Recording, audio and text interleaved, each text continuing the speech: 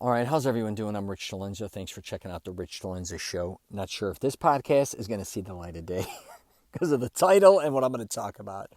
I'll think about it. But what I'm going to call it is you may not be fit because you don't like to sweat.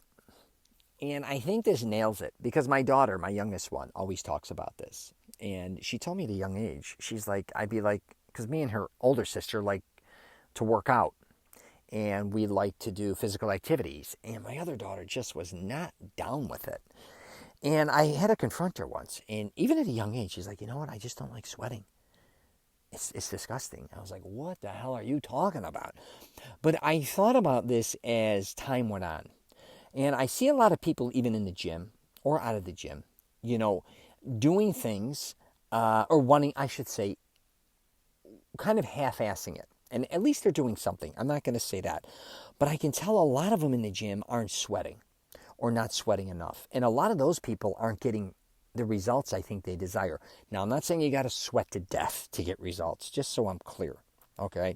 You don't have to be, profusely sweating all the time, trying to lose weight or all those type of things. Because a lot of bodybuilding or lifting weights, unless you really start, I like pushing myself, you don't have to sweat a ton.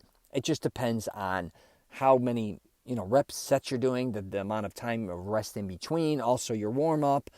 Are you starting off with cardio, or are you ending with cardio? What type of cardio? How intense is it? All these different types of things. But I'm here to tell you, if you are somebody that's out of shape, though, and you want to get in better shape, you just may have to figure it out, but you may not like to sweat. You may not like to push yourself, too, to a certain degree. And that could be something you may have to consider. How are you going to get over that? I tell a lot of people, too, sweat. I used to go around and say I'd swim so hard I'd be sweating. That's ridiculous. But my godmother told me that once. But I was very intense. And I like being intense when it comes to fitness. But if you're not, I still think you don't have to sweat to death. That's my point here, to get into better shape. A lot of times too, like let's just take, for instance, if I walk in the gym on a treadmill for a certain amount of time, I may sweat a little bit, but not profusely or anything. But I live in Florida. If I go outside and walk a mile when it's 90 degrees out, I am going to sweat, right? And I also think a lot of people too don't want to, especially women, I should say in this case, they don't want to if they sweat their hair, they don't want a problem there. A lot of them don't want to sweat because they want to wear makeup at the gym, even though a lot pretend they don't, but they do. Or they don't want to take off makeup and then work out and then put makeup back on. That could be something.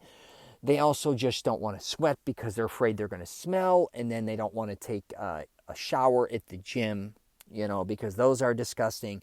There's all these different types of excuses why you can't get into better shape. But if you are, again, you don't like to sweat, maybe start looking at your food portions. I talk about that too. If you don't like to work out, you don't like to sweat, but you want to lose some weight, just I say cut your portions in half. I make things very simple. I am not a nutritionist, but if you cut your portions, just for starters, in half, believe me, you're going to start seeing some results. And you don't have to go on a huge diet. There's many things I talk about regarding that. But again, you just may have to acknowledge if you're 20, 30, 40 years old and you're not working out at this point in time and you're not interested, or you're afraid you go to a gym, there's COVID, or you just don't like anything you've tried out through your life, lifting weights bores you. When you run, it hurts your lower back or your knees or hips. You don't like that. You don't like cycling. You may not even like going outside. You don't like the sun, or it's too cold. You may have all these other excuses. You can come up with a way to stay healthier. And I would say most likely it's through your nutrition. But you do not have to sweat to death. I'm just telling you. But if you do, here's the thing too. Just because too you didn't like sweating in your past, if you find something you love, you'd be shocked you probably won't have as much of a problem sweating. So if you didn't like all the other things I just mentioned, again, you may like racquetball, you may like tennis. You can even sometimes do something indoor instead of outdoor, and you're not going to sweat as much too, especially if it's summer or, in those type of situations. So you just don't, It's going to be different. Each environment you work out in and what you do could be different, if that makes sense. You may even want to take up surfing, or something else where you're in the water, where you don't feel like, you're just sweating through your shirt or your pants or all those things. So just something I wanted to do a podcast on. This actually didn't come out too bad. I kind of like it. Anyways, you got any questions or comments, you can hit me up. I'm at richchalenza.com as well.